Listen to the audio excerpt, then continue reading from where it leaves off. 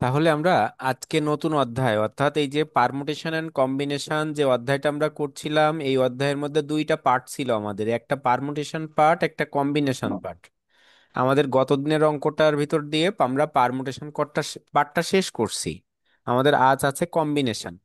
দেখেন আমাদের যে কম্বিনেশন পার্ট আছে সেখান থেকে যদি আমরা শুরু করতে চাই, আমাদের যে অঙ্ক আছে, আমরা প্রথম দিন ক্লাসে আলোচনা করছিলাম আসলে পারমুটেশন কি আর কম্বিনেশন কি। পারমুটেশন কিভাবে হয়? পারমুটেশন হচ্ছে কোনো কিছুকে বিন্যাস করা বা সাজানো। আর কম্বিনেশন সবসময় ব্যক্তি কেন্দ্রিক, অর্থাৎ অধিকাংশ সময় ব্যক্তি কেন্দ্রিক। দেখেন এখানে এই এক যে একটা অঙ্কটা আছে, অঙ্কটাই বলছে কি, চারজন বোলার, দুইজন উইকেট কিপার সমন্বিত, কিপার সমন্বিত 15 জন খেলোয়াড় হতে একটি 11 সদস্য বিশিষ্ট দল গঠন করতে হবে। তাহলে দল গঠন করতে বলছে, তাহলে এটা কিন্তু বস্তু নিয়ে দল গঠন করা যায় না, অবশ্যই বস্তু ব্যক্তি নিয়েই দল গঠন করতে হয়। কমপক্ষে 3জন বোলার এবং একজন উইকেট কিপার নিয়ে ভিন্ন ভিন্ন কতভাবে দলটি গঠন করা যাবে। আমাকে প্রথম অবস্থায় বুঝতে হবে অঙ্ক আমাকে কি বলতে চাচ্ছে বা অঙ্ক কি চাচ্ছে। দেখেন তো, অঙ্কে আপনাকে বলছে দল গঠন করতে, তাহলে এই যে দল গঠন করার যে তথ্যটা আপনার কাছে আছে,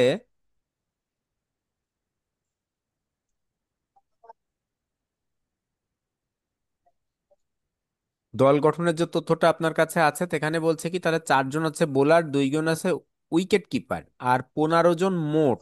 তাহলে 15 জন যখন মোট, আপনি এই 15 থেকে 4 আর 2 6 বাদ দেন তো, 6 বাদ দিয়ে আমার যে আর কয়জন আছে, 9 জন। তাহলে এই 9 জনের কি অন্য কোনো নাম আছে? নাই।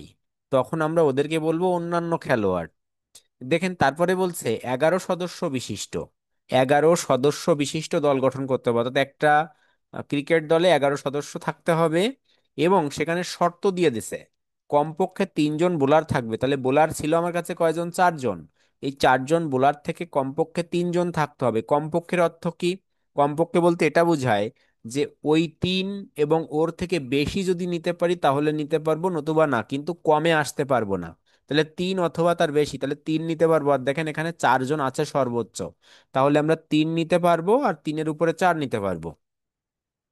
এবং একজন বোলার, তাহলে বোলার একজন ফিক্সড, অর্থাৎ বোলার বেশি নেওয়া যাবে না, একজনকেই নিতে হবে। একজন না সরি, 3জন বোলার আর একজন উইকেট কিপার। তাহলে উইকেট কিপার ফিক্সড একজন, আর কমপক্ষে বোলার 3জন, তাহলে 3 নিতে পারবো, আর 3-এর উপরে আমার 4 আছে তাহলে 4 নিতে পারবো। বলছে নিয়ে ভিন্ন ভিন্ন উপায়ে কতগুলি দল গঠন করা যাবে। তাহলে আমাকে এখন দল গঠন করতে বলছে, তাহলে দল গঠনের দিকে আমরা যাব। এখন দেখেন শর্ত আমরা শিখলাম এটা। এখন শর্ত অনুযায়ী যেখানে সলিউশনে আসছি, আমার প্রথম অবস্থায় কয় ধরনের খেলোয়াড় আছে সেটা আমাকে নির্ণয় করতে হবে। তাই দেখেন মোট খেলোয়াড় 15 জন, বাদ বোলার 4জন, বাদ উইকেট কিপার 2জন। তাহলে দেখেন তো অন্যান্য খেলোয়াড় কতজন? 9জন। এই তথ্যটা কি আমরা বুঝতে পারছি? এটা নিয়ে কোনো প্রশ্ন আছে?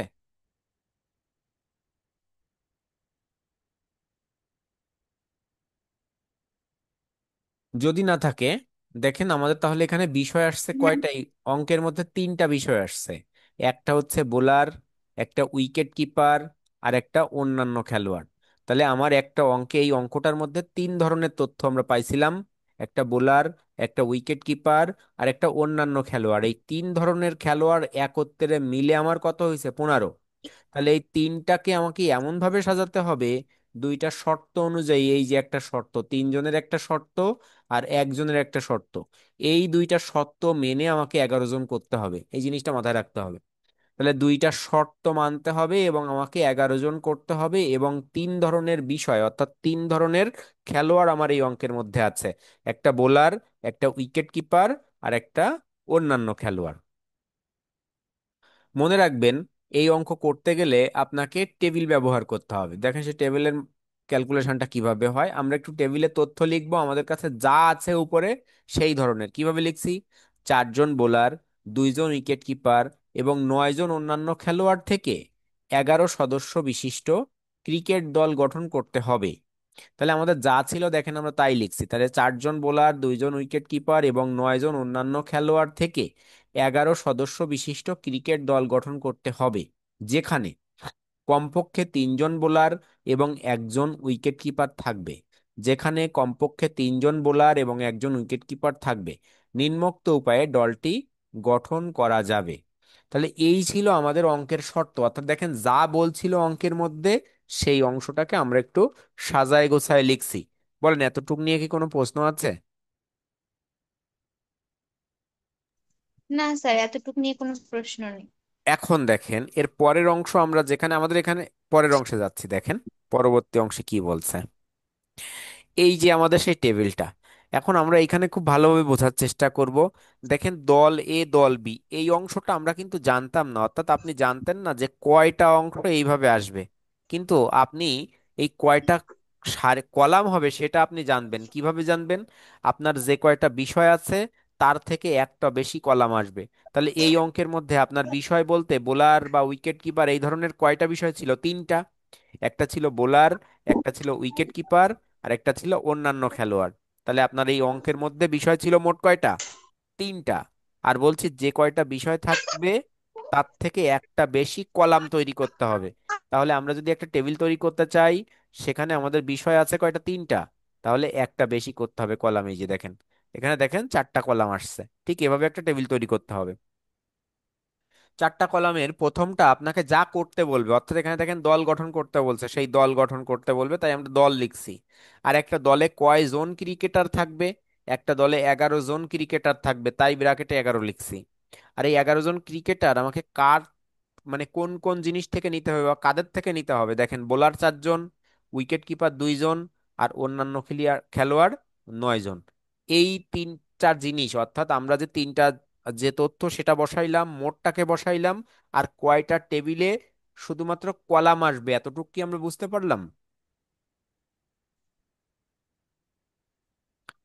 তাহলে আমরা স্যার, কলাম যে কয়টা আমি আসবে আমরা বুঝি। সে কয়টা বুঝছি। হ্যাঁ, কলামটা আমরা বুঝছি। এখন এই সারি কয়টা আসবে আমরা জানি না, সারি ক্যালকুলেশন করতে হবে।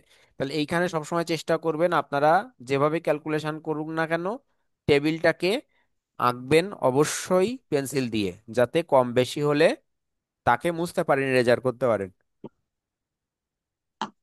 তাহলে আমাদের দেখেন এবার আমাদের কি হচ্ছে। এখানে আমরা প্রথমে দল এ, অর্থাৎ এ তে দেখেন আমরা বলছিল আমাদের কমপক্ষে 4 জন বোলার নিতে হবে। মোট 4 জন বোলার আছে, বলছিল কমপক্ষে 3 জন বোলার নিতে হবে। তাহলে 3 জন নিতে পারবো, আর উপরে আমরা 4 জন নিতে পারবো। তাই দেখেন আমরা সর্বোচ্চ সংখ্যক 4কে নিছিলাম। আর উইকেট কিপার আমাকে একজনই বলছিল, তাই উইকেট কিপার একজনকে নিছিলাম। তাহলে আমার মোট দরকার 11 জন। তাহলে এখানে হয়েছে কত? 4 আর 1 5 জন, তাহলে অবশিষ্ট থাকে কত? 6 জন। সেই 6 জন আমি খেলোয়াড় অন্যান্য থেকে নিলাম। কারণ আমার এই অন্যান্যর উপরে কোনো ধরনের শর্ত কি দেওয়া ছিল? না। দেওয়া ছিল না। এই কারণে আমি ওর থেকে আমার ইচ্ছা মতো নিতে পারবো। আমি এই অংশে যতটুকু কম বেশি পড়বে ক্যালকুলেশন করে, সেই অংশটুকু আমরা ওইখান থেকে নিয়ে ফিল আপ করবো। আচ্ছা, তাহলে এই শাড়িটা বোঝা গেল, আমরা যে সে একটা শাড়ি করলাম। এরপরে দেখেন, যখন দ্বিতীয় সারিতে আসছি আমরা, দ্বিতীয় সারি কি বলছে? বি, অর্থাৎ দল বি। তাহলে বিতে যদি যাই, দেখেন তো আমরা কয়জন, অর্থাৎ আমাকে বলছিল কমপক্ষে 3। তাহলে 3-এর ওপরে আমরা 4 গেছিলাম, তাহলে উপরে তো আর নাই, বোলার আমার 4 জনই আছে। এবার আমাকে নিচে নামতে হবে। তাহলে দেখেন আমরা নিয়েছিলাম এবার 3 জন। 3 জন যদি নেই, এবার উইকেট কিপার দেখেন আমাকে একজন নিতেই হবে, ফিক্সড করে দিয়েছে। তাহলে 3 আর 1 4। তাহলে অবশিষ্ট থাকে কয়জন? 7 জন।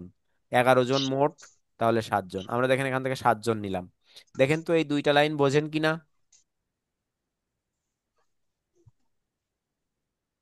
দুইটা লাইন কি বুঝছি বুঝছেন? স্যার, কিন্তু আচ্ছা, হ্যাঁ এবার এবার আপনি, স্যার, এইখানে হ্যাঁ বলেন। স্যার এখানে যে বোলারের যে বিষয়টা, হ্যাঁ। মানে প্রথম সারি আমরা তো উইকেট কিপার 2 জন বলে দিচ্ছে, তার ভিতর থেকে ফিক্সড একজন বলছে, সেই জন্য এক নিচ্ছি। কিন্তু এই হুম। যে 4 আর 3, ওখানে তো বলে দিচ্ছে যে কমপক্ষে 3 জন বোলার নিয়ে করতে হবে আর কি দলটা গঠন। হ্যাঁ, আর উপরের সাইডটা একটু যদি আরেকটু বুঝাই দিতে। তার মানে এই 4 নিয়ে সাইড একটু যে সমস্যা হচ্ছে, এই সর্বোচ্চ বোলার নিয়ে একটু 4 জন সমস্যা হচ্ছে, আছে তাই? সেই জন্য।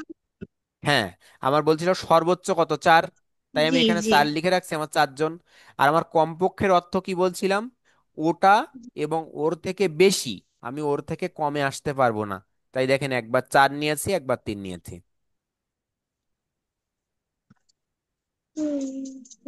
ঠিক আছে। আচ্ছা স্যার, স্যার যদি এখানে কমপক্ষে দুইজন বোলার বলতো তাহলে কি হ্যাঁ, এখানে আমাদের আরেকটা সারি আসতো? আরো একটা নিতাম, তাহলে এখানে আমরা 2 নিতে পারতাম। তখন এখানে আমাদের মানে কত হতো, 1 হতো। তাহলে 2 এর 1 3, তাহলে এইখান থেকে কয়জন নিতাম বলেন তো তখন? আট, 8 জন নিতাম। তিন, কারণ 8 আর 1 9 আর 2 কত? 8 জন। 11। বুঝছেন? তাহলে এইখানে কিন্তু আমার এই সরিটা আমি নিতে পারছি না, কারণ আমাদের এই ধরনের শর্তের মধ্যে অঙ্ক আসছে না। তাহলে আমার এই পর্যন্ত কিন্তু ক্লোজ, আমার কিন্তু এরপরে আর আমি ক্যালকুলেশন করতে পারবো না। ঠিক আছে। এখন আমার শর্ত, কম্বিনেশন। আচ্ছা, পারমুটেশনে তো আমরা এনপিআর শিখছিলাম, আর কম্বিনেশনে কি তাহলে? এন সিআর, তাই তো মনে আছে? এন সি আর। মনে রাখবেন, এন এর মান সম্পূর্ণটা, অর্থাৎ মোট, আর স্যার সেখান থেকে অঙ্কটা কি বেসিক্যালি বোলারের উপর ডিপেন্ডেন্ট না? না, এক কথায় সবকিছু, কারণ এই এই দুইটা শর্ত, দুইটার উপরেই শর্ত। কিন্তু এইখানে শর্ত, তাই আপনি এখানে এরকম করতেন, এই বোলারের মতো সত্য যদি আপনি এই জায়গায় করতেন তাহলে কিন্তু অঙ্ক হতো না, কারণ বোলারের উপরেও সত্য আছে। বোলারের সত্য কি আছে? একজন। ঠিক আছে।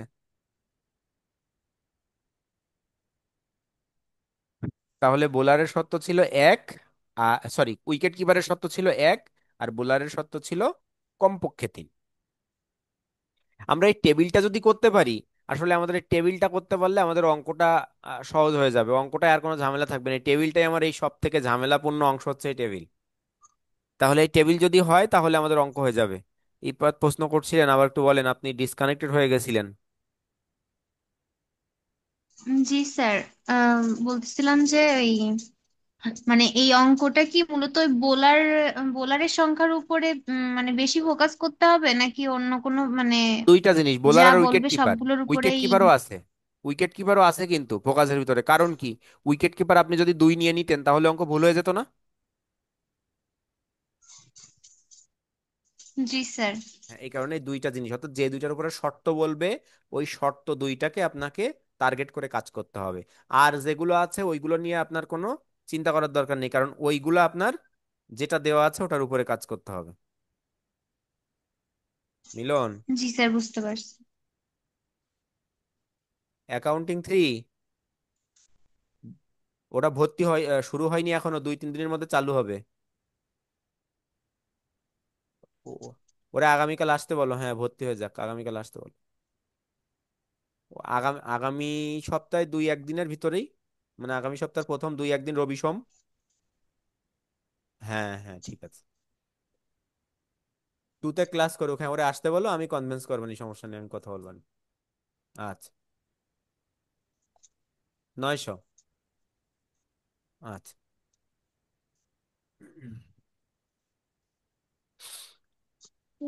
আচ্ছা, তাহলে দেখেন আমরা এই যে অংশটা করলাম, তাহলে আমাদের এই অংশটার পরিপ্রেক্ষিতে এবার এই যে এনসিআর কে একটু চিন্তা করেন। এনসিআর, এনসিআর, আমাকে একটা একটা লাইন চিন্তা করতে হবে, এখানে কিন্তু সামগ্রিক লাইন চিন্তা করা যাবে না, একটা একটা লাইন। আপনি এই একটা অংশ, এই একটা অংশ, আর এই একটা অংশ, এই 3টা অংশকে চিন্তা করেন। একটা অঙ্ক বুঝলে আসলে এই অঙ্ক আর আর দেখবেন সবগুলোই সহজ মনে হবে। এখন দেখেন কি করলাম। দল এ এর ক্ষেত্রে, অর্থাৎ দল এ, তাহলে আমি এই এ লাইনটাকে ব্যবহার করব, বিতে আমি যাবই না। দেখেন তো কি কি লিখছি। 4C4, 2C1, 9C6। অর্থাৎ আমরা 4 জন থেকে 4 জন নিলাম বোলার, 2 জন থেকে 1 জন নিলাম উইকেট কিপার, অন্যান্য খেলোয়াড় 9 জন থেকে নিলাম 6 জন। বুঝতে পারছেন? দেখেন তো সেই জিনিসটা এখানে আছে। জি স্যার, বুঝতে পারছি। 4C4, 2C1, 9C6। আচ্ছা, তাহলে দ্বিতীয় নাম্বার লাইনটা বলেন তো কি হবে? সোনিয়া, আপনি কি জয়েন হয়েছেন আজকে স্যার প্রথম, নাকি আগে ক্লাস করেছেন?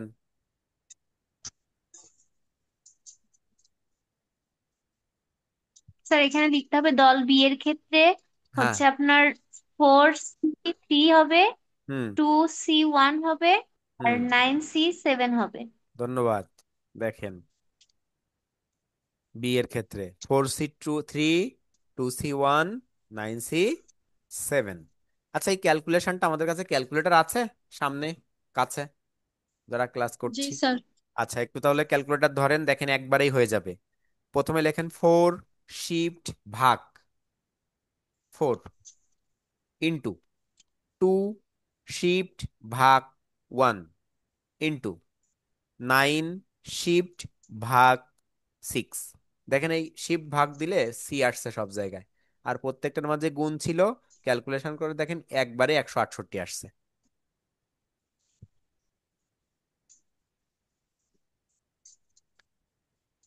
আসছে সবার ক্যালকুলেশন করলে?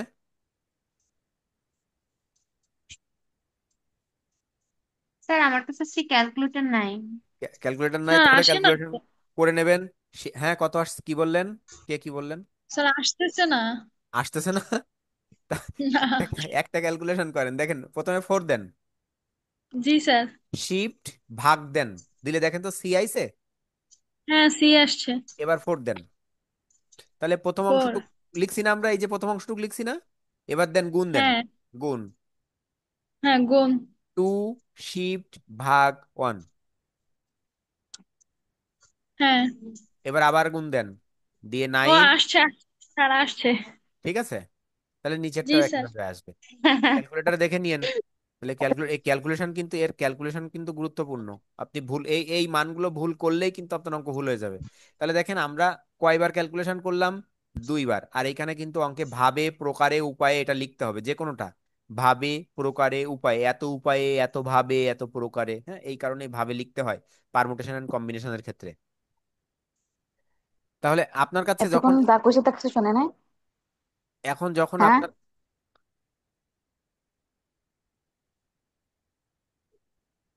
যখন আমাদের এ আর বি অংশ ক্যালকুলেশন করলাম, আমাদের এখানে বলছিল কি মোট কতভাবে দল গঠন করা যাবে। তাহলে মোট দল, তাহলে এখন কি করা উচিত? দুইটাকে যোগ করা উচিত। দেখেন আমরা দুইটাকে যোগ করে দিচ্ছি, এই যে। সুতরাং মোট দল গঠন করা যাবে 168 প্লাস 288 সমান 456 ভাবে। এই একটা অঙ্ক বুঝলে আসলে এর পরের অঙ্কগুলো দেখবেন আপনার 2 ক্লাসে সব শেষ হয়ে যাবে।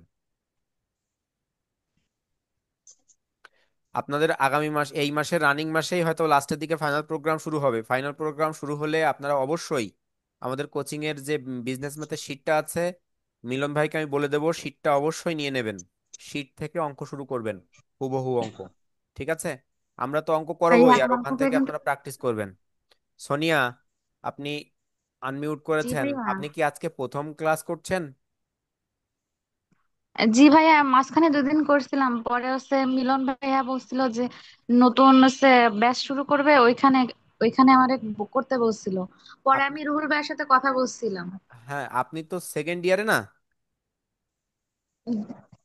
আমার 4th ইয়ারও কমপ্লিট, কিন্তু আমার 2nd ইয়ারে আমি বিজনেস ম্যাথে বেঁধে আছি। ও মানে আপনি ইমপ্রুভমেন্ট দিবেন, তাই? আপনার জি বাসা ভাইয়া। কি, আপনার বাসা কি খুলনাতেই? হ্যাঁ, খুলনাতে টুটপাড়া বড় খালপাড়। কোচিং এ আসা কি সম্ভব আপনার পক্ষে? ভাইয়া আমি তো প্রেগনেন্ট, যার কারণে আমি ও রুহুল আচ্ছা ভাইয়ের সাথে কথা আচ্ছা আচ্ছা, বলতে, না না, তারপর হচ্ছে তাহলে না, ভাইয়া আমি আমাকে। এটা কেন জিজ্ঞাসা করলাম জানেন?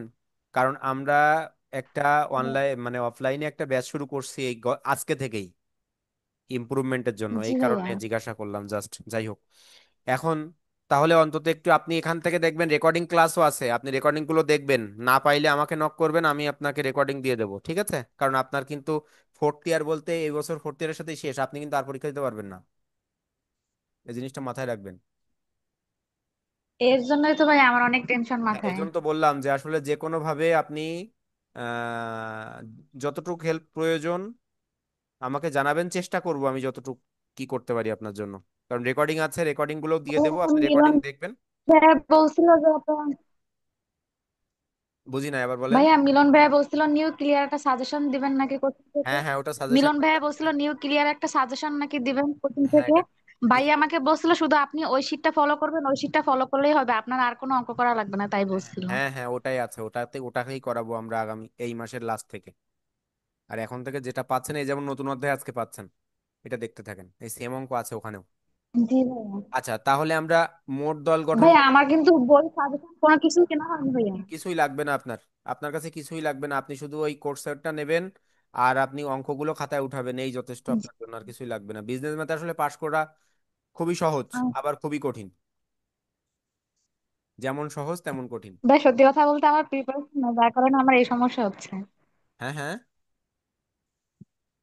আমার প্রিপারেশন ছিল না, যার কারণে আমার এই এই কারণে তো সমস্যা হচ্ছে বললাম যে আসলে বিজনেস পাশ ম্যাথে। করা যেমন সহজ, ফেল করা তেমন আসলে মনে হয়, এক কথায় মনে হয় কঠিন, আবার এক কথায় সহজ। বিষয়টা এরকম। যাই হোক, জি এখন ভাইয়া। দেখেন, এই যে অংশটা আমরা দেখছিলাম, তাহলে মোট দল গঠন করা যাবে 168 প্লাস 288 সমান 456 ভাবে। পরবর্তী অঙ্কে যদি আমরা যাই, আচ্ছা এখানে একটা প্রশ্ন থাকতে পারে আপনাদের, আমরা যখন পারমুটেশনের অঙ্ক করছিলাম, একটা অঙ্কের মধ্যে একাধিক ক্যালকুলেশন করলে ওই একাধিক ক্যালকুলেশনকে গুণ করে আমরা ওই রিকোয়ারমেন্টের মোট মান বের করতাম। আর কম্বিনেশনের ক্ষেত্রে মনে রাখবেন, আপনি যে কয় লাইনই এভাবে করেন না কেন ক্যালকুলেশন, ওই সব কয়টাকে যোগ করে আপনি ওই মোট মান বের করবেন। ঠিক আছে, তাহলে আমরা এর পরবর্তী অঙ্কে যাচ্ছি। আচ্ছা, কেউ স্ক্রিনশট নিবেন? নিলে নিতে পারেন, এর আগে একটা আছে। স্যার ফার্স্ট পেজের স্ক্রিনশট নেওয়ার আগেই আপনি সরাই দিছিলেন। আচ্ছা, তাহলে যাই আবার ফার্স্ট পেজে ফিরে।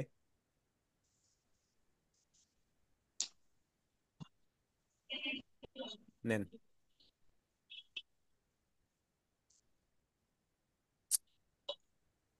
পরবর্তী স্যার অঙ্কে, হয়েছে। পরবর্তী অঙ্কে যাচ্ছি তাহলে। স্যার অঙ্ক শেষ? না, হ্যাঁ এটা তো শেষ। এটা কি চাইছিল আপনার কাছে? অঙ্ক পড়েন, কি চাইছিল? কত ভিন্ন উপায়ে দল গঠন করা যাবে, আপনি কি দল গঠন করতে পারছেন? ও হ্যাঁ হ্যাঁ। এটাই শেষ, এই অঙ্ক সহজ, এর মতো সহজ অঙ্ক আর নাই। যদি এই টেবিলটা বোঝেন, টেবিলটা বোঝেন, আর কিচ্ছু লাগবে না আপনার। দেখেন দ্বিতীয় অঙ্ক কি বলছে, দেখেন। বলছে বিবিএ সম্মান পরীক্ষায় ব্যবসায় গণিতের 10টি প্রশ্ন সমান দুই ভাগে ভাগ করা হয়েছে। তার মানে প্রশ্ন আছে 10টা, দুই ভাগে যদি ভাগ করেন তাহলে এক একটা ভাগে কত করে হয়? 5টা করে হয়। বলছে তোমাকে 5টি প্রশ্নের উত্তর দিতে হবে, তবে কোনো গ্রুপ হতে 3টির বেশি উত্তর দেয়া যাবে না। আপনি সেই একেবারে 9 10 বা এরকম চিন্তা করেন, এই ধরনের শর্ত ছিল আপনার অঙ্কের মধ্যে, বা এখনো আপনার কাছে আছে। কত উপায়ে 5টি প্রশ্নের উত্তর দিতে হবে, তাহলে আপনার কাছে মোট প্রশ্ন আছে 10টা, সেই প্রশ্নকে দুইটা ভাগে ভাগ করা হয়েছে। ভাগ করে বলছে প্রথম 1 থেকে 5 দাগ পর্যন্ত, আর 6 থেকে 10 দাগ পর্যন্ত। আমি যদি এখানে একটু দেখাতে চাই, 1 2 3 4 5, এই একটা ভাগ। আর একটা ভাগ আপনার কাছে 6 7 8 9 10। আপনার কাছে 5টা প্রশ্ন, পাঁচটা পাঁচটা, মোট 10টা প্রশ্ন হয়েছে। জি এই স্যার। 10টা প্রশ্নকে বলা ছিল কি, সমান দুই ভাগে ভাগ করলাম 10টা প্রশ্নকে, তাহলে 5টি 5টি করে। বলছে 5টি প্রশ্নের উত্তর দিতে হবে, আমাকে কয়টি প্রশ্নের উত্তর দেবে? মোট দিতে হবে 5টি। কিন্তু শর্ত হচ্ছে, কোন বিভাগ থেকে, এই যে দুইটা বিভাগ, আমি যদি এটাকে এ ধরি এটাকে বি ধরি, এই দুইটা বিভাগের কোনোটা থেকে 3টার বেশি উত্তর দেওয়া যাবে না। 3টার বেশি, মাথায় রাখতে হবে এটা, 3টার বেশি উত্তর দেওয়া যাবে না। তাহলে আপনি চিন্তা করেন, আপনি এ বিভাগে এসে 1 2 3 এই 3টার উত্তর দিলেন, তাহলে বি বিভাগ থেকে কয়টা দেবেন? দুইটা। দুইটা। আপনি ধরেন ধরেন আপনি 6 7 দিলেন। এভাবে আপনার তো পরিবর্তন হতে পারে, 6 7-এর পরিবর্তে 8 10 দিতে পারেন, 9 8 দিতে পারেন, 9 6 দিতে পারেন, যে কোনো ভাবে। তার মানে আপনি এখান থেকে দুইটা আর এখান থেকে 3টার বেশি কি আপনি দিতে পারছেন? পারছেন না। হ্যাঁ। একইভাবে আপনি এটাকে রিভার্সে চিন্তা করেন, অর্থাৎ উল্টা, এইখান থেকে 3টা আর এইখান থেকে 2টা, এর বেশি দেখেন আপনি আর কিছুই করতে পারবেন না। তাহলে এ বিভাগ থেকে 2টা দিলে বি বিভাগ থেকে দিতে হবে 3টা, আর বি বিভাগ থেকে যদি আপনি 2টা দেন, তাহলে এ বিভাগ থেকে দিতে হবে 3টা, তাহলে 5টা হবে আপনার। বুঝছেন বিষয়টা? হ্যাঁ। এবার অঙ্কে যাই, আমরা অঙ্কের সমাধান। দেখেন অঙ্কের সমাধান কিভাবে করা আছে।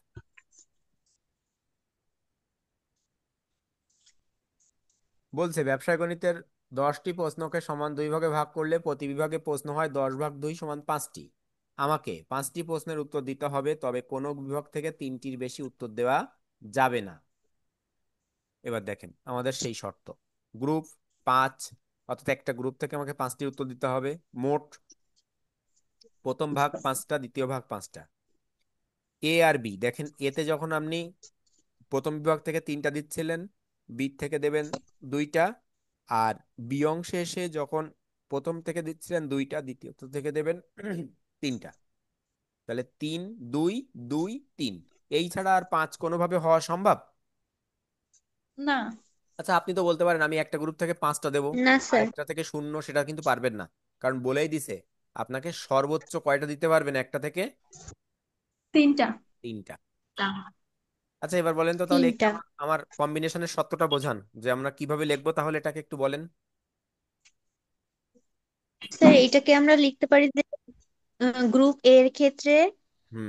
হচ্ছে 5C3, হুম। আর গুণ হচ্ছে 5C2, হুম। আর বি গ্রুপের ক্ষেত্রে হচ্ছে 5C2 গুণ হচ্ছে 5C3। আচ্ছা, একবার পি বলেছেন, পি হবে না, সি। তাহলে 5C3 সরি। 5C2 100 ভাবে, আবার বির ক্ষেত্রে 5C2 5C3 100 ভাবে। তাহলে মোট, সুতরাং মোট 5টি প্রশ্নের উত্তর দেয়া যাবে 100 + 100 সমান 200 ভাবে। ঠিক আছে? জি তাহলে স্যার। অঙ্ক কি সহজ না? এর মতো সহজ অঙ্ক আর আছে? না, অনেক সহজ। এইটুক বুঝতে পারলেই অঙ্ক সহজ। তাহলে যাই হোক, আমরা আজকে যে পর্যন্ত করলাম, কারো কোনো প্রশ্ন আছে? না। সব কঠিন হয়ে যায়। স্ক্রিনশট নিয়ে নেন।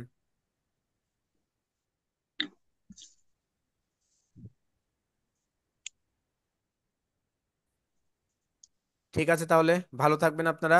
আগামী দিন এরপর থেকে করব, হ্যাঁ? স্যার, হ্যাঁ, বলেন। তো করেন আপনাদের অনলাইন ব্যাচ না, তো আপনি যে শীটটা দেবেন ওই শীটটা আমি কিভাবে কালেক্ট করব? আপনি আপনি পিডিএফ নিয়ে নেবেন, অথবা মেইলে নিয়ে নেবেন। পিডিএফ নিয়ে আপনি কোনো কম্পিউটারের দোকান থেকে সেটাকে ইয়ে করে নেবেন, প্রিন্ট করে নেবেন। অবশ্যই প্রিন্ট করবেন, যেন হার্ড কপি থাকে আপনার আচ্ছা। কাছে। সফট কপির আসলে কোনো ভ্যালু নাই। হার্ড কপি যত সময় পর্যন্ত আপনার সামনে যদি একটা খাতা থাকে, জি তাহলে স্যার। সেটার যতটা ভ্যালু। দেখেন, আপনি ওই বইয়ের ছবি আপনি মোবাইলে রাখছেন, আসলে সে কিন্তু পড়াশোনা ওইভাবে হয় না, বুঝছেন? এই কারণে অবশ্যই ম্যাথে হয় না ক্লাস আসলে, পাওয়া যায় খুব ভালোভাবে। থাকলে হ্যাঁ, ওই মোবাইলের স্ক্রিনশট ওই দিয়ে যে ওই পর্যন্তই ওই মনে পর্যন্তই সীমাবদ্ধ থাকে, থাকে, যত এরপরে সময় মানে পর্যন্ত আপনি দ্বিতীয়বার খুলে খাতায় দেখা উঠালে, হয় না। আর শীট থাকলে খাতায় উঠাবেন যত সময় চেষ্টা করবেন খাতায় উঠানোর, আসলে খাতায় না উঠালে সে অঙ্ক আসলে হয় না। হ্যাঁ। যাই হোক, তাহলে আমি আগামী জি মানে এই মাসেই আমাদের স্যার। শুরু হবে মাঝে ফাইনাল প্রো। 6-7 যেরকম পড়াশোনা করতাম ওরকম করতে ইচ্ছা করে মাঝে মাঝে, তখন পড়তে আসলে ইচ্ছা শোনেন, করতো না, আর এখন খুব পড়তে ইচ্ছা করে কিন্তু সুযোগ পাই না। সুন্দর একটা কথা বলেছেন, ধন্যবাদ আপনাকে। আসলে মানুষের জীবনটাই এমন, বুঝছেন? যখন যেটা ভালো লাগে তখন সেটা পায় না, আর যখন যেটা পায় তখন সেটা ভালো লাগে না। ঠিক আছে, ভালো স্যার, একটা থাকবেন প্রশ্ন আপনারা। ছিল। হ্যাঁ স্যার, হ্যাঁ, বলেন বলেন। তার মানে পড়ানো স্যার, খুব কালকে আফসোস যে হয়। নির্ণায়কের মান করেছিলেন, এন এর মান বের করতে হবে, ওইটাতে হচ্ছে মিডিল টার্ম করানোর সময় বলছিলেন যে ক্যালকুলেটরের সাহায্যে কিভাবে সহজে বের করা যায় সেটা শিখাবেন। তো আজকে তো আর এটা শিখালেন না। আবার বলেন, বুঝিনি। কালকে হচ্ছে নির্ণায়ক বের করছিলাম না, এন এর মানটা ও বের আহ, করছিলাম না, আচ্ছা ম্যাথ আচ্ছা, করছিলাম ক্যালকুলেটরের যেটা। মাধ্যমে কিভাবে করতে হয়, তাই? হ্যাঁ স্যার, ওটা শিখাই আচ্ছা, দিলে আমি ভালো হতো। আজকে আজকে আমার যে সময় আছে, এই সময়ে আমার শিখাতে গেলে কেটে যাবে লাইন, মানে 10 মিনিটের নিচে চলে আসে, 5 মিনিটের নিচে। আপনারা আগামী ক্লাসে তাহলে ও মনে করবেন, ঠিক আছে? প্রত্যেকে ক্যালকুলেটর রাখবেন সামনে। আগামী ক্লাসে মিডিল টার্ম তাহলে শিখাই দেবো, আচ্ছা মনে স্যার। করবেন। আমার তো খেয়াল ছিল না, তাহলে শিখাই দিতাম। আচ্ছা আচ্ছা, স্যার। ঠিক আছে, ভালো থাকবেন। স্যার আর হোমওয়ার্কটা একটু করে দিয়েন। আচ্ছা, ঠিক আছে।